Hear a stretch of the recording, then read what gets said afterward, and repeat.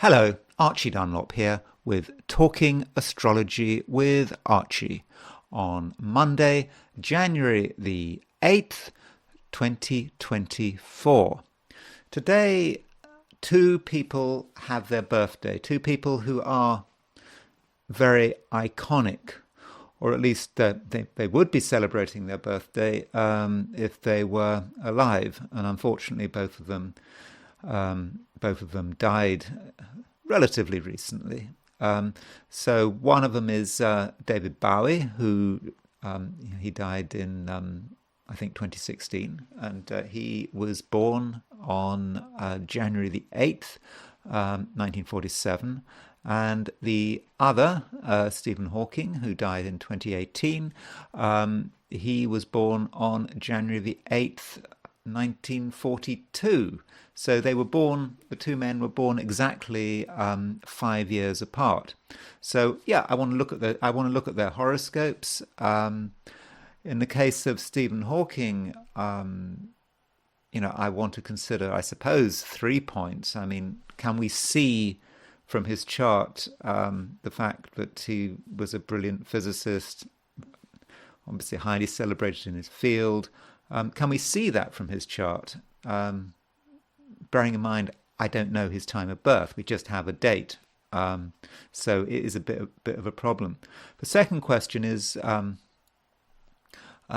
we see the fact that he suffered from motor neuron disease for most of his life? Is there a signature for motor neuron disease? Now, I am in no way suggesting that one can look at a chart and say that, oh, that's a signature of motor neuron disease, and suggest that someone might be vulnerable to it. I'm not saying that.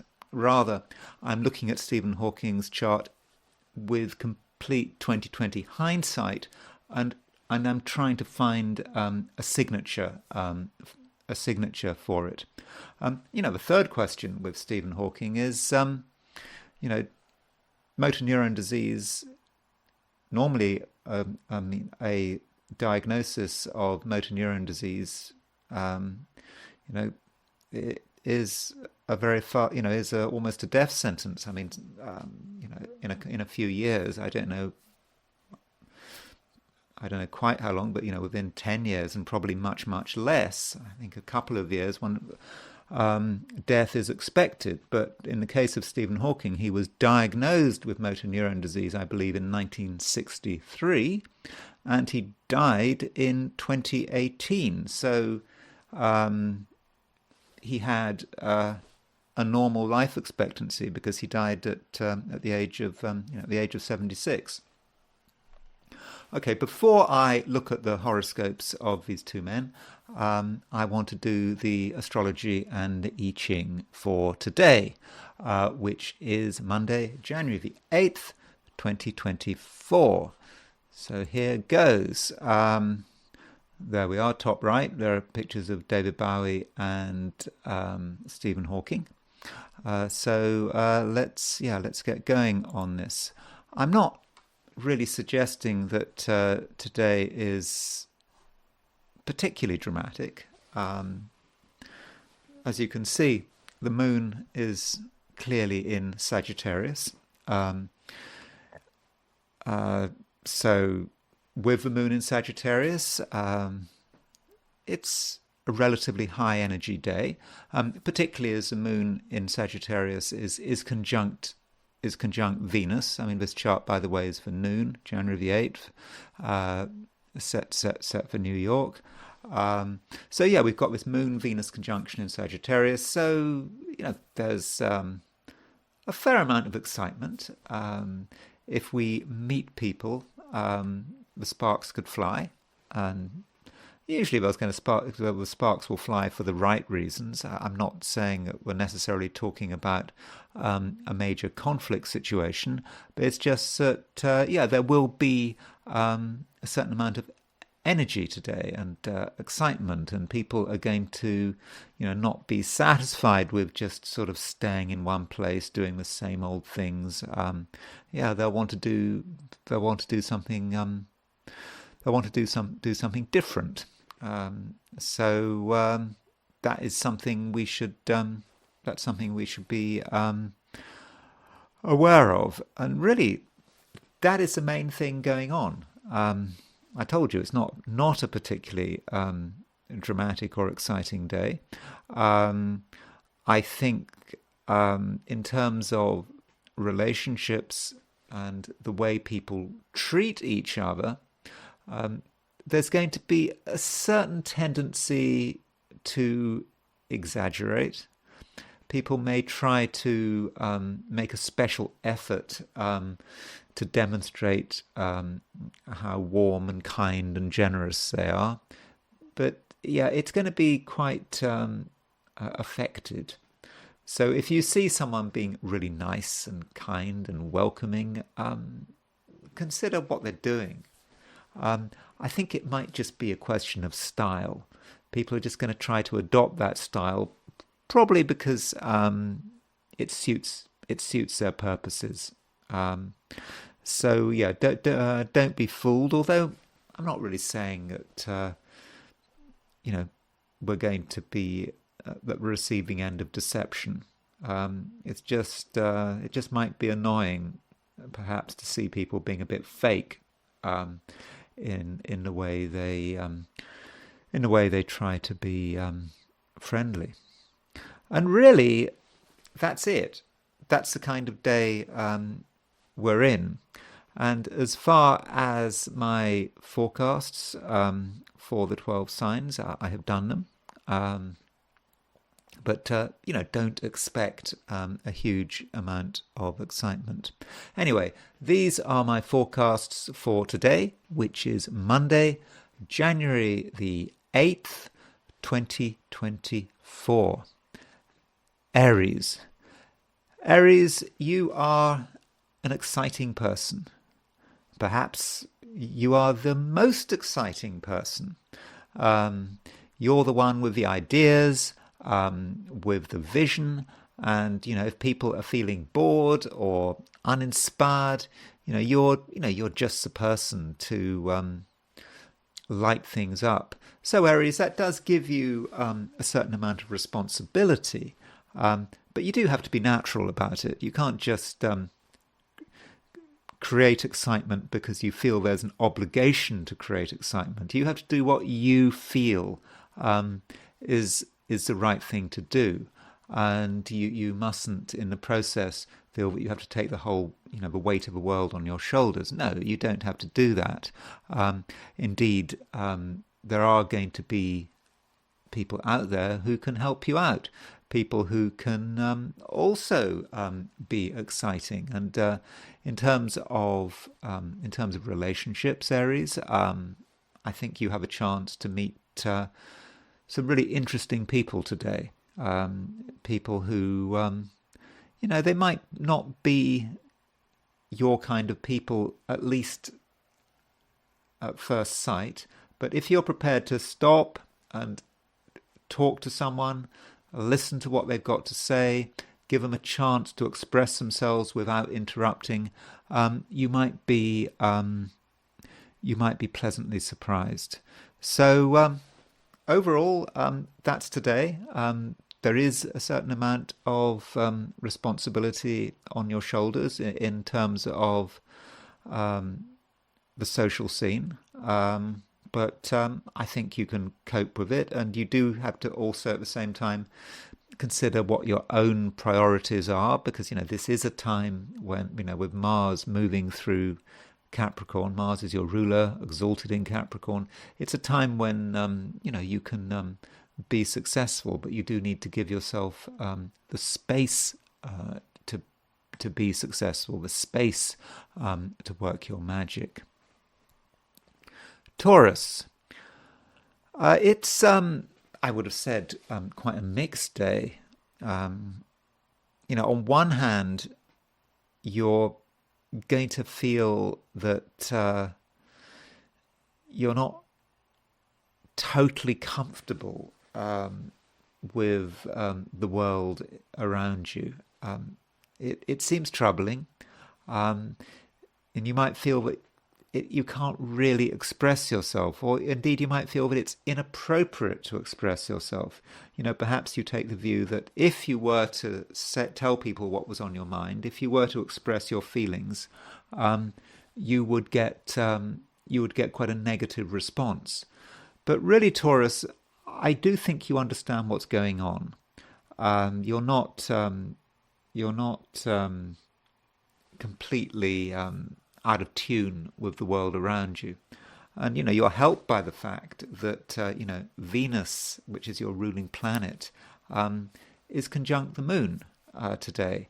So this conjunction between the moon and Venus does give you the ability to firstly understand what's going through people's minds, and then to be able to respond effectively to it. So perhaps, Taurus, you need to trust yourself to come to the right conclusions, especially about other people and what they're trying to achieve.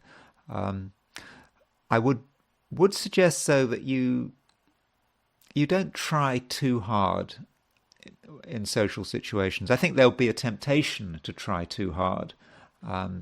Perhaps to be overly gushing, to express, because you might actually, you might have a fear of expressing yourself, but once you actually do start expressing yourself, then it's going to be difficult to stop.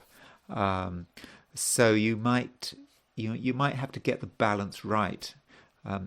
Yes, it's a great time to interact with other people, but at the same time, you don't want to overwhelm them with the power of your feelings. So yeah, just do get the balance right. But if you listen to your feelings and you trust your judgment, then I think you should be fine. Gemini, today you can't completely ignore other people. Especially in in partnership situations when you're dealing with people on a one-to-one level, they are going to have an influence on you. They are going to have an impact, and that's an impact you do have to take. You do have to take seriously, and you may have to accept that you're not really in a position to make your own decisions. Yeah, you might want to do something. But if you were to just take the initiative off your own bat, then I'm not convinced that it would be very successful. On the other hand, if you take into account other people, particularly partners, those who you have a close relationship with, whether it's a romantic relationship, a work relationship, whatever, if you take into account that, then I think you'll be able to, make good progress. So in a way, it's going to be easier to function as a team today than to function as an individual. And really, that's about it. I suppose I should say that if you are really alone, you're completely isolated and there are no other people around you, then we might say that still outside circumstances are going to have an impact on you. You can't completely shut out the outside world. So be ready for what's coming in from the outside, and if necessary, be ready to accommodate these external forces, or at least to have some kind of compromise. Cancer. Today, you do feel a bit obliged. You kind of feel that there are things that you are just supposed to do, and that you can't really get out of it. And things might seem a bit of a chore today, and it may well be that you have to do stuff that is really quite boring, and there may be an expectation that you do boring stuff. I wouldn't worry about it too much. Because that if you've got a task to do that seems boring, you have to remember that there's not necessarily one way of doing it. There may be about 20 ways of doing it, and some of those ways, are going to be easier than others. And it's a situation where if you feel obliged to do something, I think that in most cases you can get outside help. Indeed, in extreme cases, it may be possible for you to get outside help and in the end have to do nothing yourself. So do bear that in mind. But on a more positive note, you're able to take the trouble to consider other people's likes and dislikes. So if there's someone you want to impress, if there's someone you want to make happy, if there's someone who you want to make comfortable, you'll know what to do. And it might be a bit galling for you to have to do this because you might feel that you should be doing something sort of more high profile. You shouldn't worry about it. It's just a temporary situation, and I think over the next couple of days you will be able to do things in a way that is more in keeping with what you really want. Leo, today you do have a sense of fun. You're not boring today. You've got lots of ideas for what you'd like to be doing. Okay, you're not going to be irresponsible. I think you understand what obligations you have to meet. You understand all that, but at the same time, you're able to amuse people, amuse yourself, and in the process, you can also be extremely creative. And when you're enjoying yourself, and I just feel that today there is going to be plenty of scope for Leos to enjoy themselves. When you're enjoying yourself, everyone else is going to enjoy themselves as well. And this means that if you're trying to get closer to people, it is through shared enjoyment, shared fun activities that this can happen.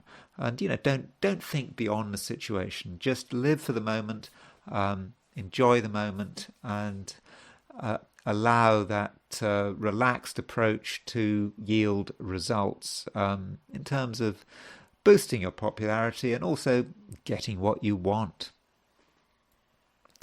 Virgo, you are probably not particularly in the mood for being out and about, high profile. That's not really what you're going to want. I think you're going to put a premium on security.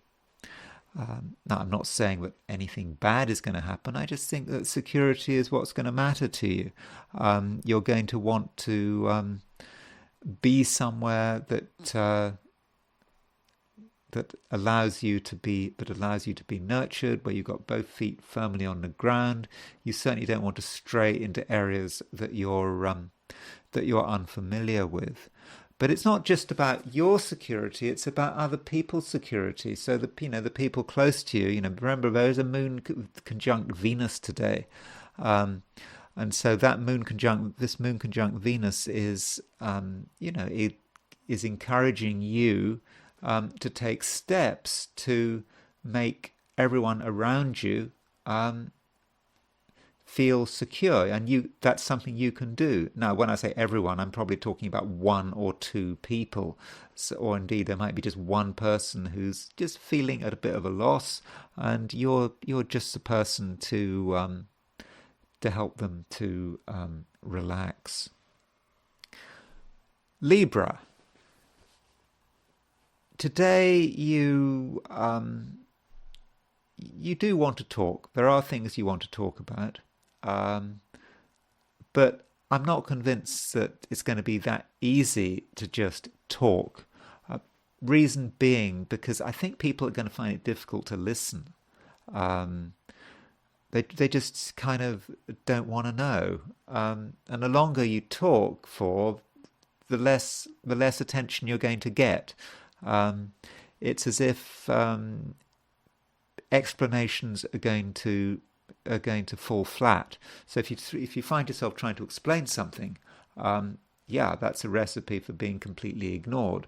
I think instead you would be advised to sort of focus perhaps on a few dramatic initiatives, getting people's attention, and through that initiative, showing them something, and then just leaving it at that. So, in other words, it's kind of like what they say about writing books. It's a day when you should be showing and not telling. That's more likely to get attention, and so there's no need to talk and talk and talk. Just be yourself, because remember, Libra is an air sign, and today there are no planets in air signs. So conversation is going to be of limited value to you. And so just join in the fun. Try to be a fun person, and try to communicate in a fun way, and just don't say more than you have to.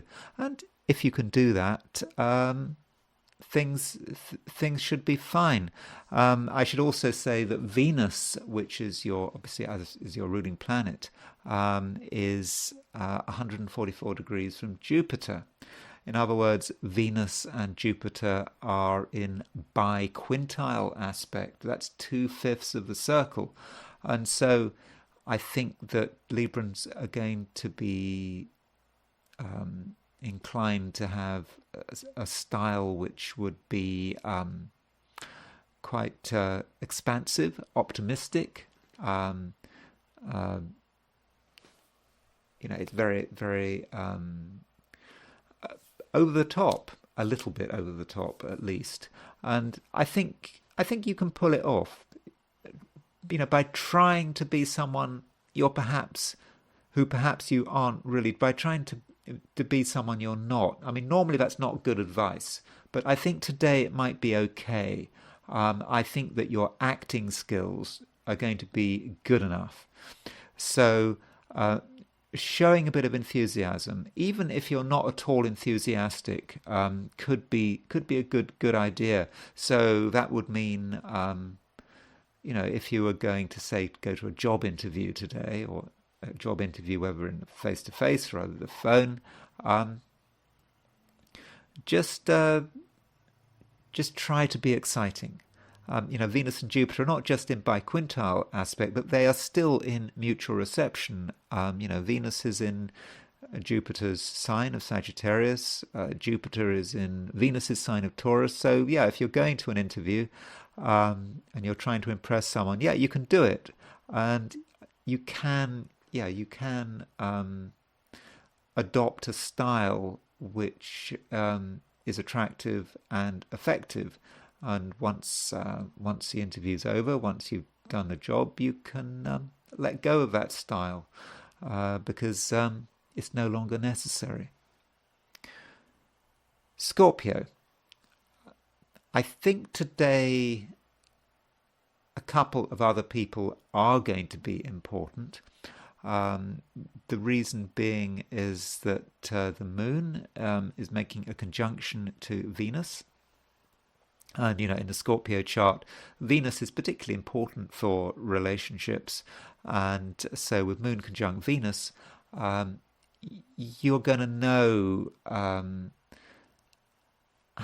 you're going to know how to deal with people, and you can benefit from other people, and other people can benefit from you.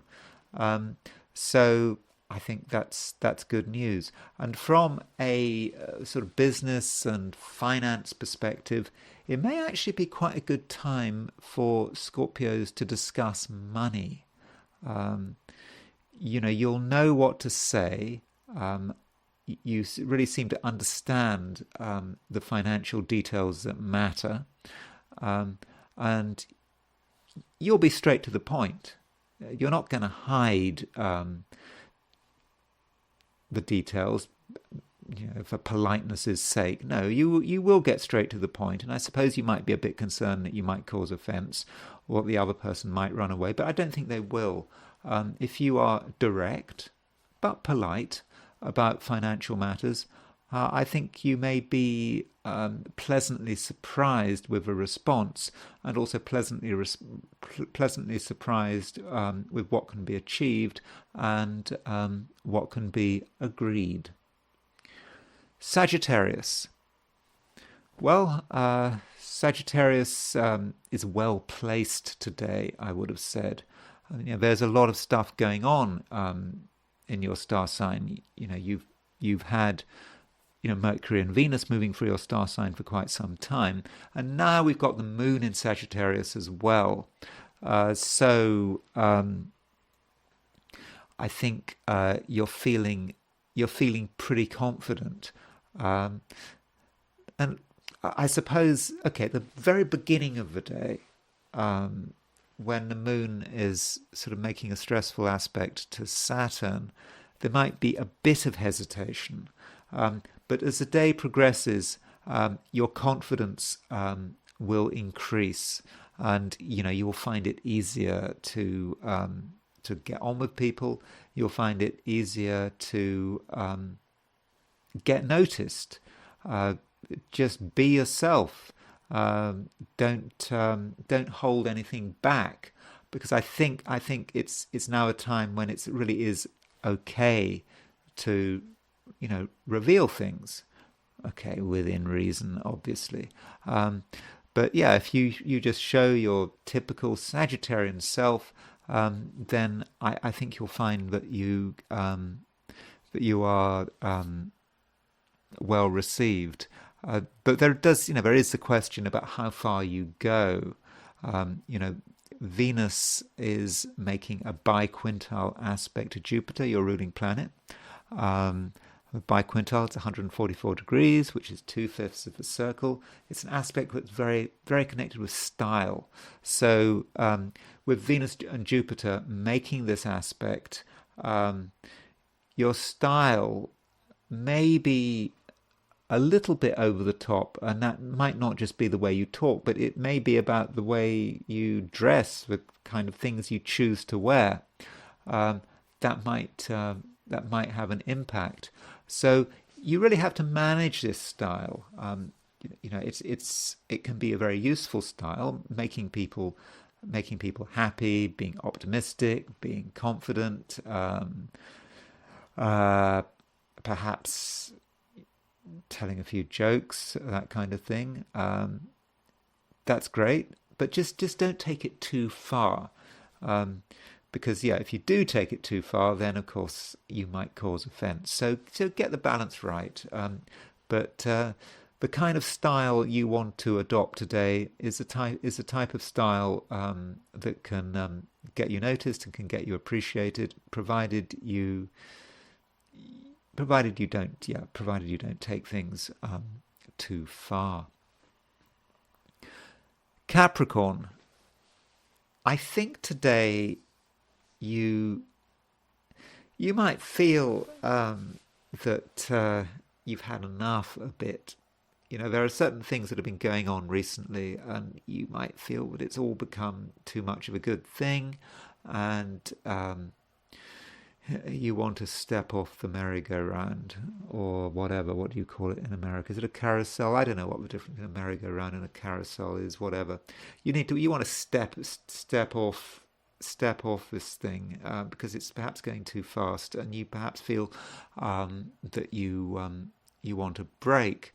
Now, I don't think you need to have a complete break. I mean, I'm fairly confident that there are things you can do, but those things that you can do are perhaps going to be behind the scenes, and if you have to deal with other people, I would suggest that you steer clear of crowds and you try to focus on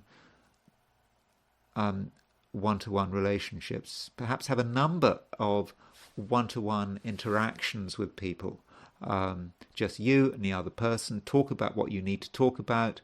Come to a decision, and then sort of move on to the next person. That's how you should probably do it, because I think that way you can be quite effective. I say this because in the Capricorn horoscope, Cancer is the opposite sign of Capricorn, and the ruler of Cancer is the moon, and the moon is making a conjunction to Venus. So moon conjunct Venus is it's a very warm, sociable connection, and I think if you make the most of this moon conjunct Venus, it means that you can form a powerful rapport with certain people, and so you may be able to actually develop a powerful rapport with several different people, but on several different occasions. Not all at once. As I've said, it's not a time for crowds. It's not a time for meeting lots of people at once. That's just too hectic for you, and I don't think that you'll be very effective.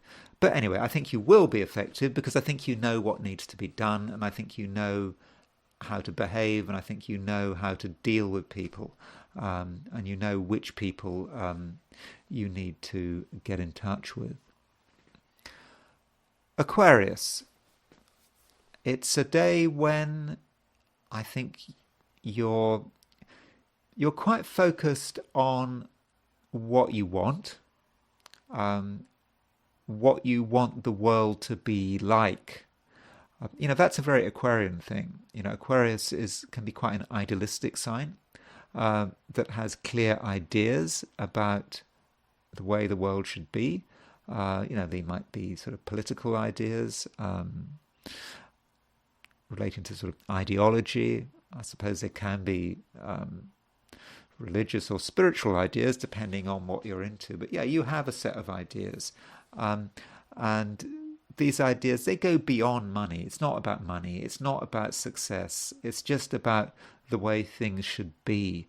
And today, I think you can take clear initiatives to actually start to realize this ambition. And at the same time, you're going to find it easy to network. You're going to find it easy to interact. And you'll be helped by the fact that there's this conjunction between the moon and Venus in a very sociable sector of your solar chart. So when you've got a conjunction between moon and Venus, that is about relating and being able to relate. Now, you might not feel that you are able to relate. You might feel that you're too into your own world, you're too introspective, but don't worry about it. If you actually make the effort to relate, then yes, I think you can be very successful. Also, from a career perspective, I don't think there's necessarily a neat boundary between your career and your working life and your social life. I think the two are going to sort of mix. One is going to sort of impact the other, and I mean that in a very favourable sense. So, if you're socialising with workmates, can be a good thing to do. Socialising with sort of business in mind. Or you might find that you're socializing with no plans on doing anything to do with career, but you meet someone and it's a useful connection that might be useful later on. Pisces. It's going to be a day when you are going to be quite anxious to make an impression. You know that you've got something to do, and you know that you have got an opportunity to do it, and today you have got to take advantage of the situation. Like it or not, it's important to make sure that people can see you, that you are also communicating what you want, what you expect to happen.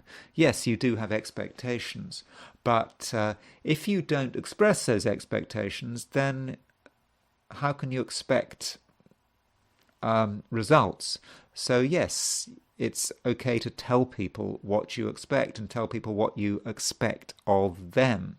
And it seems to me that in terms of business and career, you can start the week on a very good footing, on the right footing.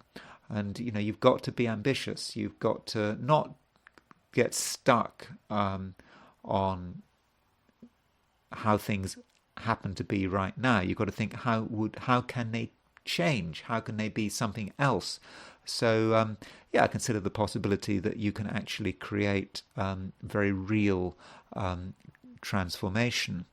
And at the same time, I think you're going to benefit from a mutual reception between Venus and Jupiter. So Jupiter's your ruling planet. It's in the sign of Taurus, and so it's in the sign of Taurus, which is ruled by Venus. Venus is in Sagittarius, which is ruled by Jupiter. And now I understand that this mutual reception has been in place all year. So what's different about today? Well, the thing is, today there is a biquintile between Venus and Jupiter. So those two planets are 144 degrees apart. That's 2/5 of the circle. So that does strengthen the links between the two. And Venus is not just in Sagittarius, but it's in a sector of your chart, at least from the sun's perspective, that is very high profile. And so with that mutual reception to Jupiter, you can adopt an optimistic and forward-thinking style that can really impress people. So yes, so if you make the impression, if you make the effort to impress people at work or in business, or if you're trying to reach out and find new business, or maybe find a job, or whatever you're trying to find, you can be impressive, and I think you can really get what you want.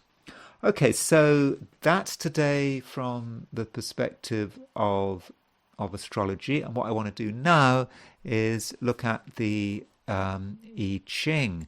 So, as always, I ask the question, what is Monday going to be like for those watching this video? And I got a single hexagram. It does not move. This single hexagram is hexagram number 45, which is gathering together. And there are no moving lines here, so I'm not going to be talking about it for very long. So gathering together can be about gathering together around a leader. And it's a time when I think we might feel that it's going to be difficult to get anything done. The I Ching is kind of indicating a certain emptiness, a certain lack of enthusiasm, simply because this hexagram is locked. It's not moving anywhere, no moving lines.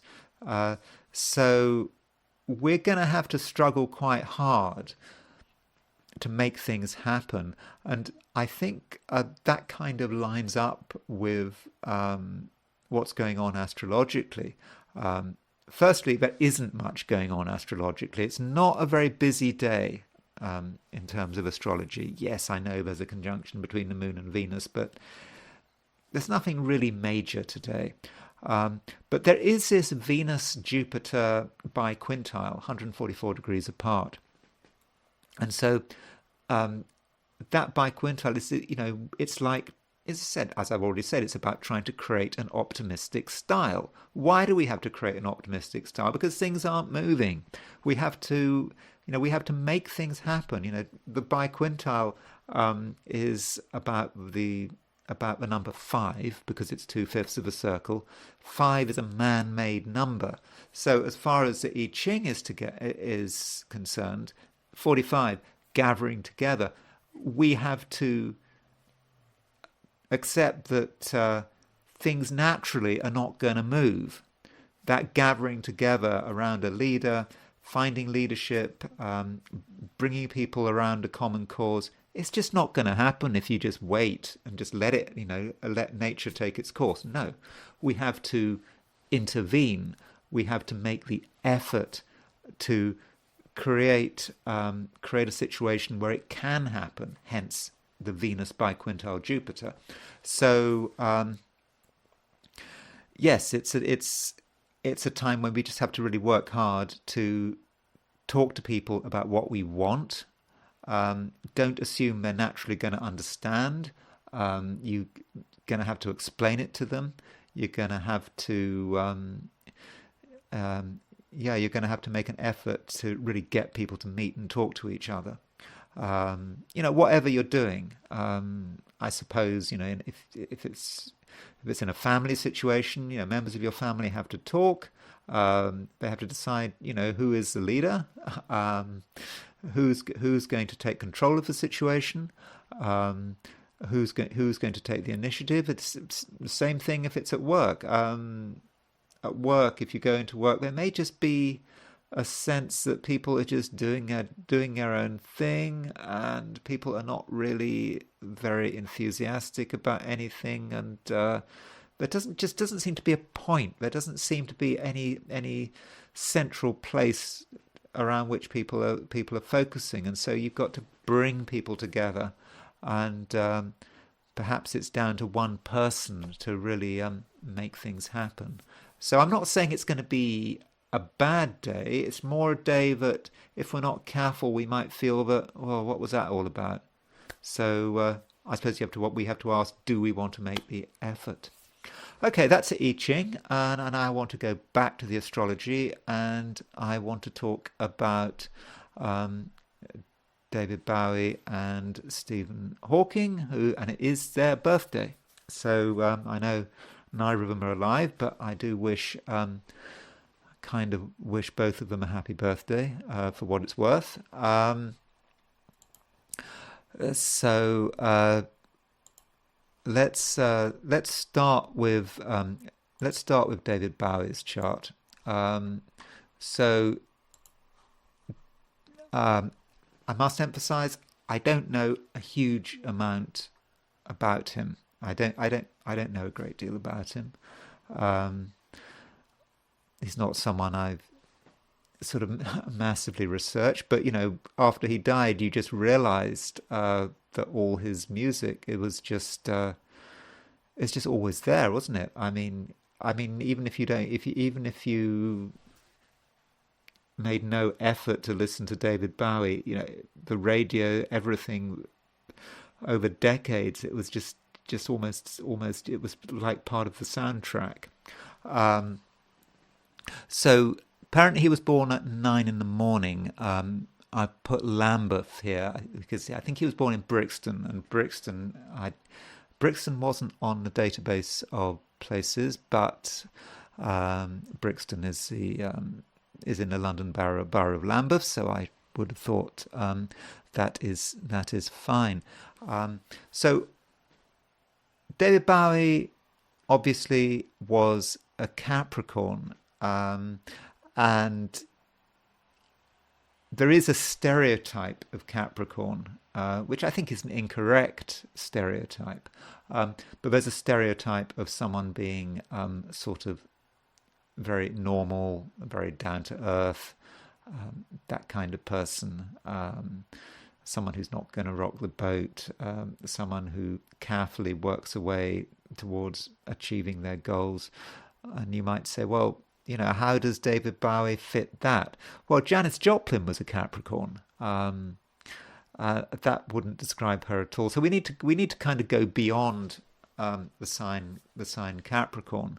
I do think with Capricorn, I'm not very good at like physical appearances and astrology. I'm not really very good at that. But when you think of Capricorn, you think of maybe cheekbones, prominent cheekbones, sort of bones. And if you actually look at David Bowie's face, I would have said that is a Capricorn face. So I think he kind of looks like a Capricorn. I mean, maybe I'm just saying that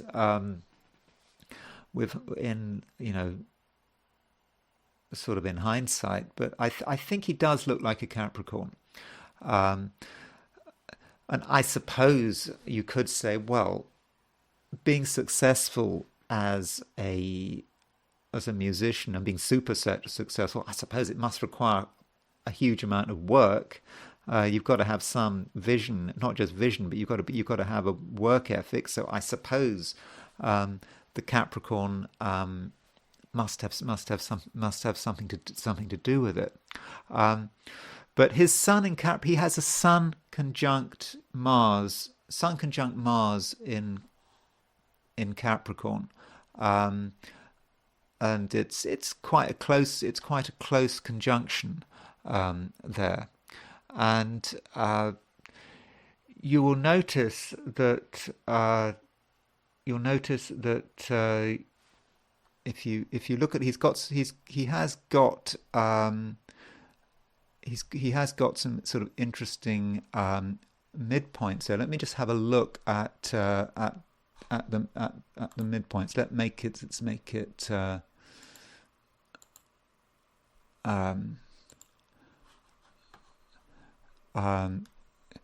make it big. Now look at these. If you look at this is his lunar midpoint tree. So there's the moon. He's got the moon on his Sun Jupiter midpoint, and he's got the moon on his Mars Jupiter midpoint. So let's go back to the chart. So there's Jupiter, and there is his Sun Mars conjunction, and there is his moon, exactly on the 7th house cusp. And so the moon is sesquiquadrate the Mars Jupiter midpoint and the Sun Jupiter midpoint. And I think that is probably quite important, particularly as his moon is so prominent, being exactly on the descendant. And I'm thinking in some respects that moon may be more prominent than his sun in Capricorn. I mean, the moon is the public. If you want to deal with the public, in many respects, you need a strong moon. And having moon on the 7th house cusp in Leo,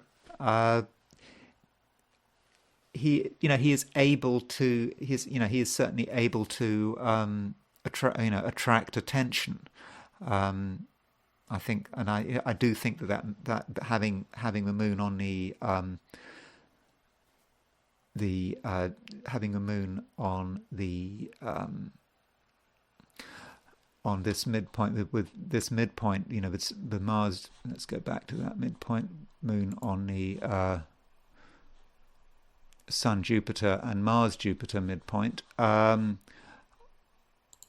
on the Mars Jupiter midpoint is able to apply huge amounts of energy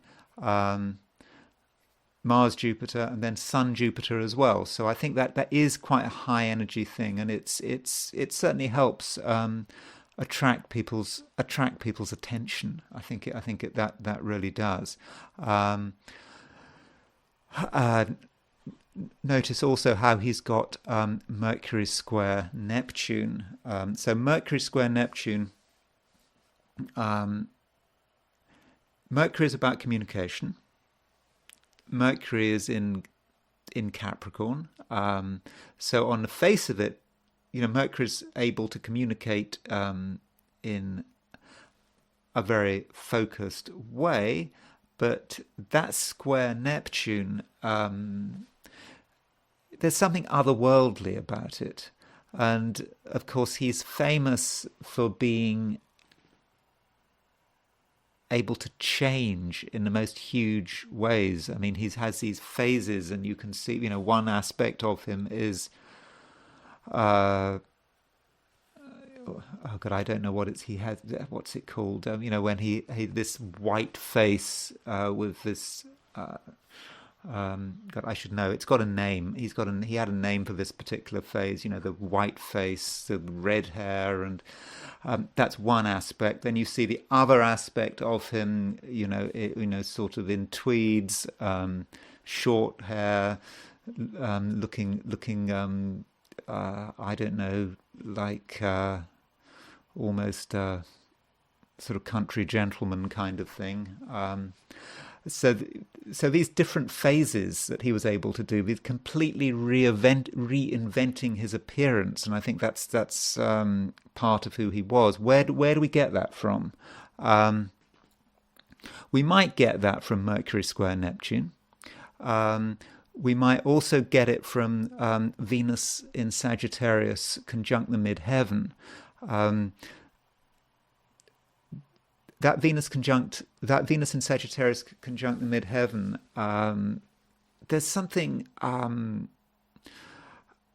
perhaps very fluid about that. And another person, by the way, who I've looked at recently, who has Venus conjunct the midheaven. If you remember the Bud Light thing, where Bud Light had, what was his name, Dylan Mulvaney. This trans woman fronting Bud Light, and I think she has sort of YouTube videos, and she puts a huge amount of effort into the way she looks and her wardrobe and all that kind of thing. I don't know if you've ever seen those videos, but putting a huge amount of effort into that. I mean, in fact, that's her chart. This is Dylan Mulvaney. I mean, I'm not comparing her in total to David Bowie. I'm just pointing out that in one particular sense, Dylan Mulvaney has something in common with David Bowie, and there is that Venus in Sagittarius conjunct the midheaven. It is possible that with David Bowie, this Mercury in the 12th house, and I'm kind of interested in this Mercury in the 12th house in terms of his death. So he died of liver cancer.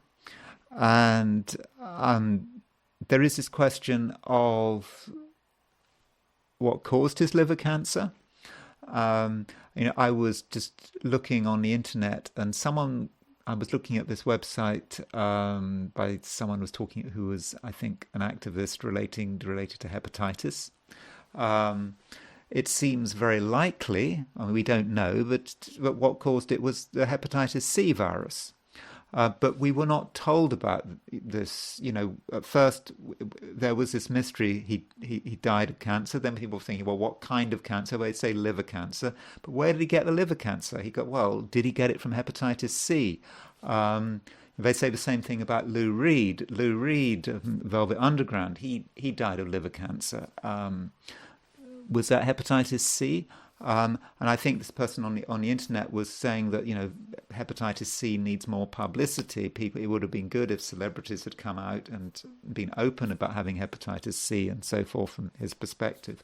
And this is something we don't get from David Bowie, and we see that Mercury is on his 12th house cusp. Now, you could argue that Mercury rules his 8th house. Now, I know from a Placidus point of view, the 8th house ruler is Libra, but if you take whole signs, then Virgo would cover the 8th house cusp.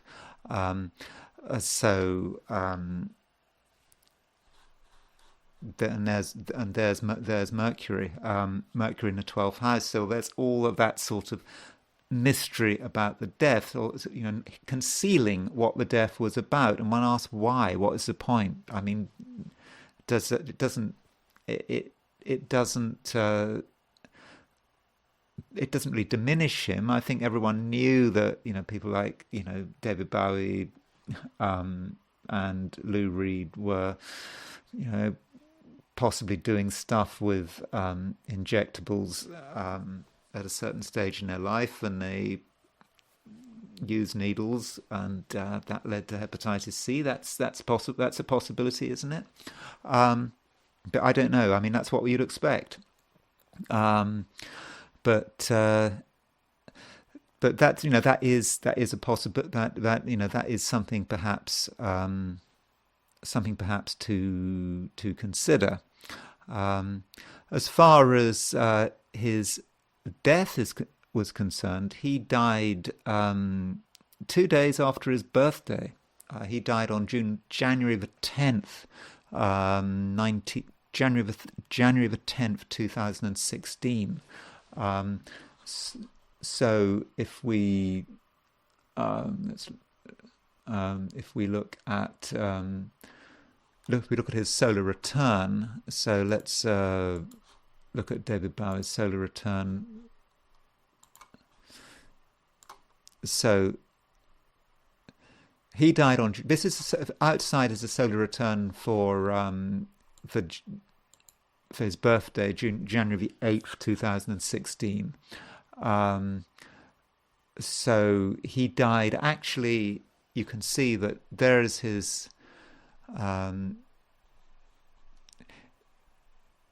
That's his solar return. You can see that Mars is moving towards a square of his ascendant, and also we've got the beginnings of a new moon. So there was actually a new moon there was a new moon on his birthday. So if we go to the new moon that's the new. Sorry, that's not the new moon.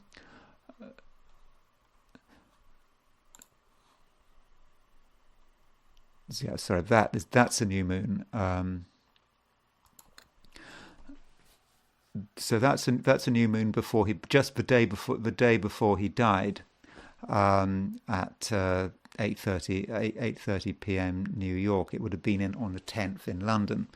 So if we compare the two charts, there we can see that Mars was square his ascendant, and so it seems to have been Mars that was the final trigger there. Notice also when he died that there was a conjunction between Venus and Saturn in Sagittarius, fairly close to his south node.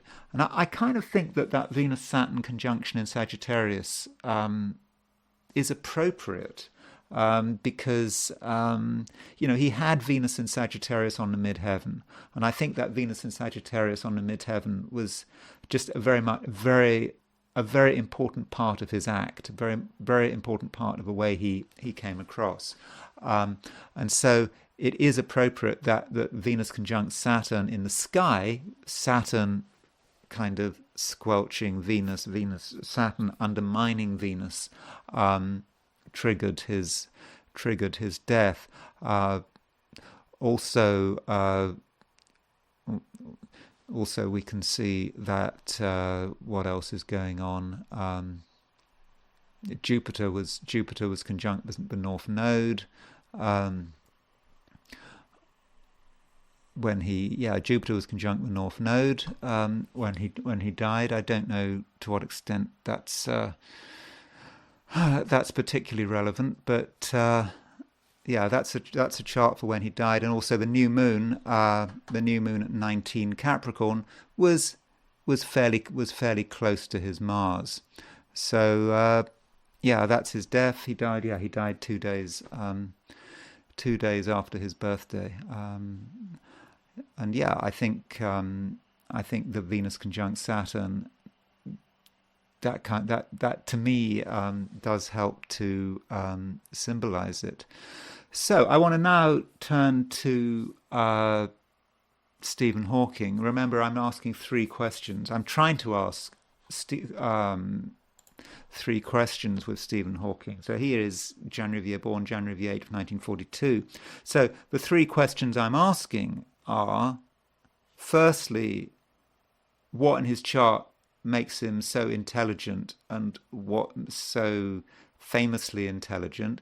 Secondly, can we see motor neuron disease in his chart? One must emphasize, even if we can see a signature that might indicate motor neuron disease, that's not saying that we can use this to kind of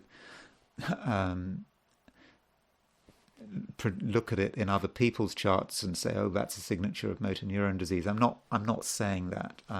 We're doing this with complete 2020 hindsight. And thirdly, how did he live for so long? He was diagnosed in 1963. Motor neuron disease is supposed to kill people extremely quickly within a few years, yet he diagnosed in 1963. How come he was able to live until 2018? So I'm not saying that I'm going to answer all these questions, particularly as I don't have a time of birth. And I think that the first question is probably the most difficult question. What makes him so brilliant in that chart? What would you look for brilliance in a chart? Okay, you might look to Mercury. Mercury is in Capricorn. And it is trine Neptune, and it is trine Uranus. We might see this grand trine. It is a grand trine. When you in Earth, Mercury trine Neptune, and Neptune is trine Uranus, and Uranus is trine Mercury. So what you could say is that Mercury is the way his brain works. And so he was born when he was picking up on this Uranus-Neptune trine. He was just picking up on it. And that may have kind of exposed him to, I don't know, the sort of higher cosmic forces, Uranus, Neptune. He may have just been exposed to it, and it may have and that's why perhaps, I think he said when he was doing his undergraduate degree at Oxford, he was just saying, it was just by and large, pretty easy for him. And so if you've just got this cosmic energy, seeing how the universe works, Uranus trine Neptune hitting his Mercury, maybe that's it. Maybe that's all we need to know. It's not that perhaps, at least in the first instance, he had to work very hard at it, because he was just exposed to it. He just knew it. Maybe that's one way of looking at it. But I must say, I don't know a great deal about Stephen Hawking, but that is one approach. And also Moon. I think I think the moon, when you're talking about the intellect and intelligence, the moon is often neglected. We all we think about Mercury, but the moon can be just as important.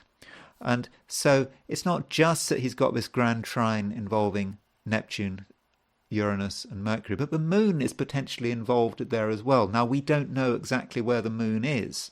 At noon, when he was born, January the 8th, 1942, in Oxford, England, moon was at 25.7 Virgo. So that was trine his moon. So, sorry, moon trine Mercury. Now, moon trine Mercury it's a very natural, easy connection. It is a natural intelligence. It just picks things up. Moon in Virgo, just picking up all the details. It's just easy. Moon trine Mercury. He doesn't really have to work at it, and so that might be the explanation for his intelligence, at least for his raw intelligence. Okay, I assume he had to work pretty hard, or he would have had to work pretty hard at it, plus the fact he had motor neuron disease. He was 1963, so he was diagnosed with motor neuron disease just after he turned 21. So he had that hanging over him. So how did he manage to get through all of that? I don't know. That would have been really difficult, obviously. That's completely stating the obvious. So we would perhaps need another explanation there. He does have a square between Venus and Saturn. Now, I believe he had 2 divorces. His married life was not particularly stable, and perhaps we see that in his Venus square Saturn.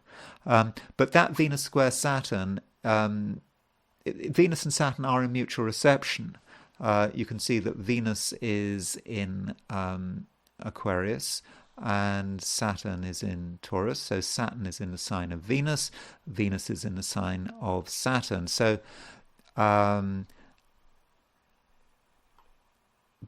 that mutual reception may give him a certain amount of success,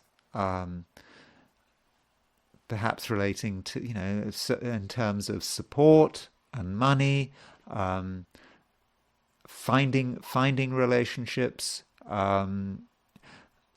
That's perhaps Venus being able to, I suppose, maybe stick with relationships to a certain point, but only up to a certain point. But yeah, so there's that Venus-Saturn mutual reception was perhaps quite helpful. But then we have the question: what in his chart is the signature for motor neuron disease?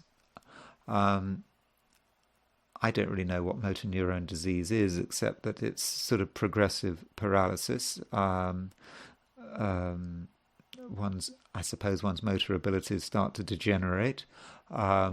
I suppose communication within the body must be quite important, and if it's starting to break down for whatever reason, that would perhaps explain what it's about.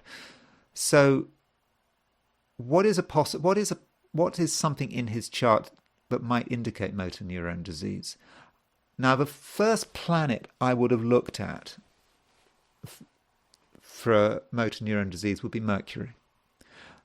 Mercury is about communication, not just communication that we're talking, but communication within the body, how neurons communicate. I mean, I don't know, maybe I've got it wrong, but that's how I would see it.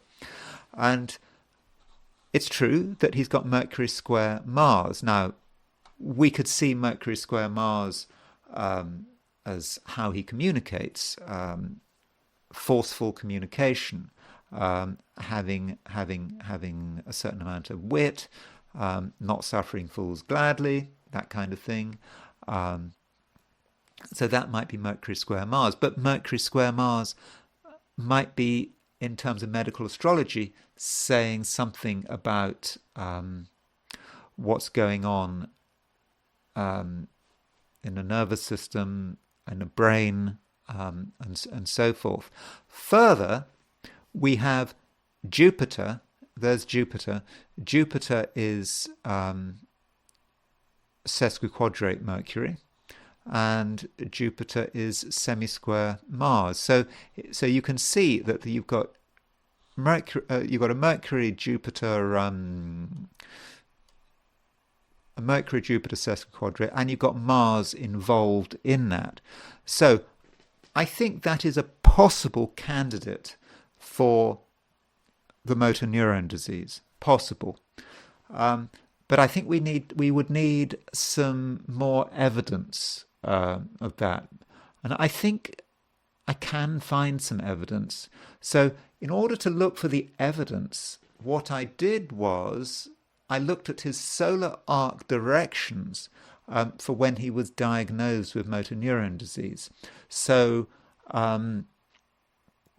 he was, I don't know what the precise date was, but he was diagnosed, I believe, soon after his 21st birthday. So his 21st birthday would have been January the 8th, 1963.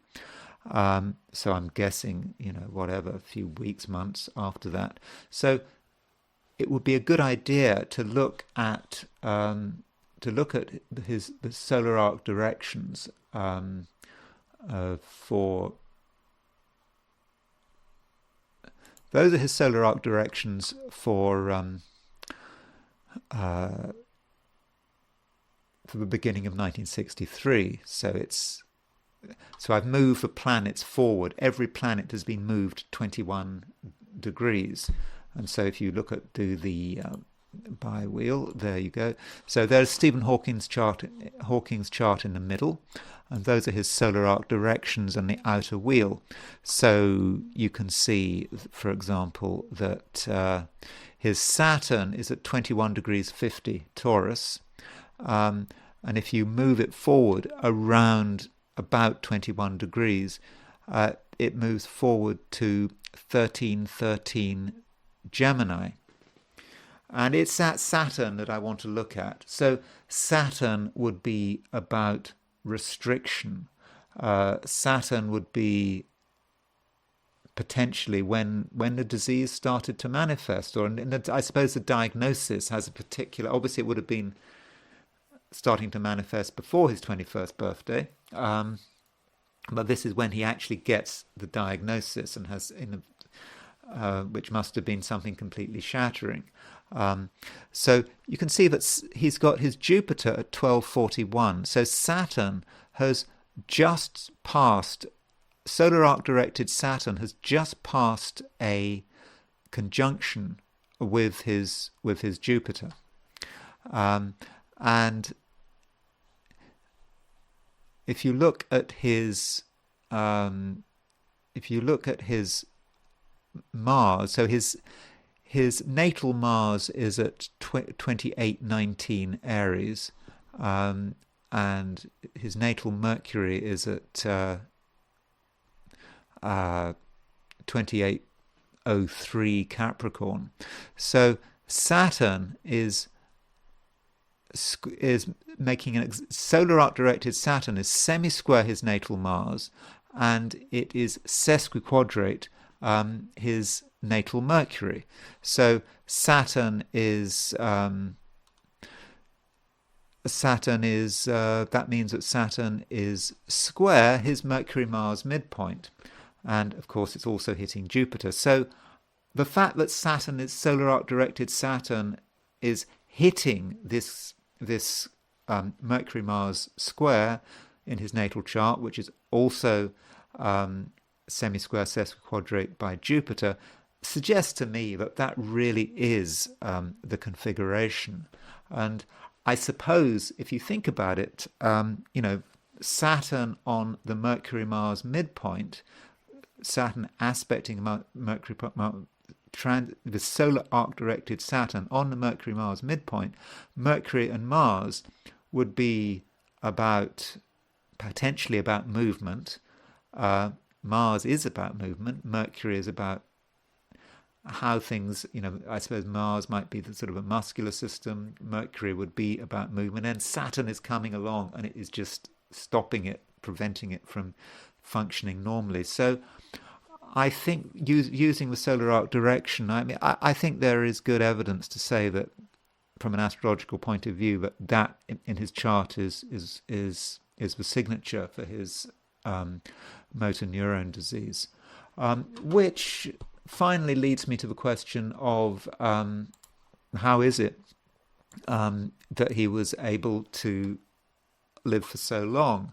Now, if you're talking about longevity, really, you need a time of birth. But I don't have a time of birth.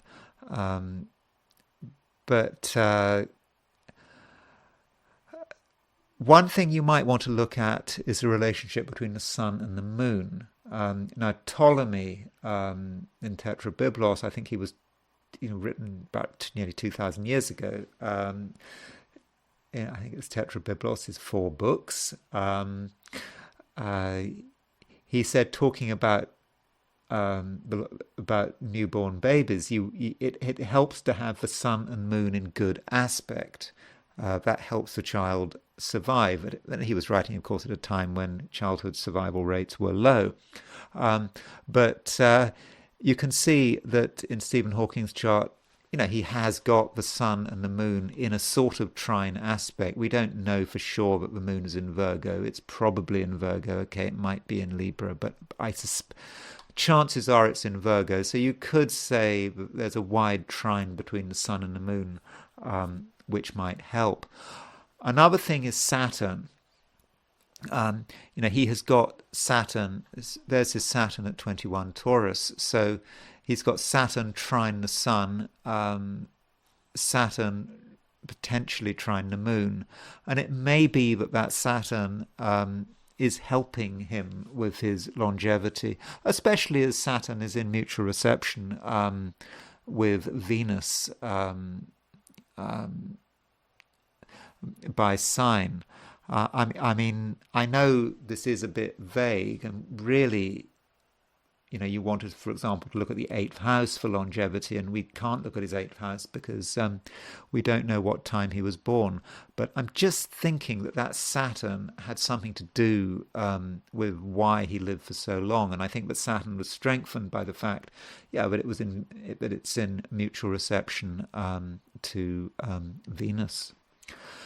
Well, okay, that's all I'm going to say about Stephen Hawking. I wish him and David Bowie, a happy birthday wherever they are. Anyway, so that's it. I hope you found this video interesting. I just wanted another break from the news, sort of.